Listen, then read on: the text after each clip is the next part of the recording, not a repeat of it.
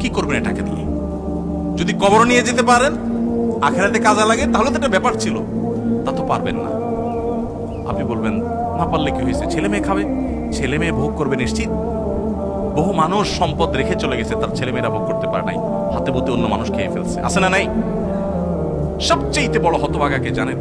আল্লাহর জমিনে সবচেয়ে বড় দুর্ভাগা, সবচেয়ে বড় বেয়াকুব এবং নির্বোধ মানুষ হলো সে, যে যাদের জন্য চুরি করবে তারাও সে দায় নিবে না। কিয়ামতের দিন ছেলে আয়সা বলবে না, আব্বা চুরিদারি ডাকাতি 2 নম্বরই যা করছেন, ঘুষ সুদ যা খাইছেন আমাদের জন্যই তো খাইছেন, আল্লাহ আমার আব্বারা জাহান্নামে দিয়ে না, আমাদের নিয়ে যান।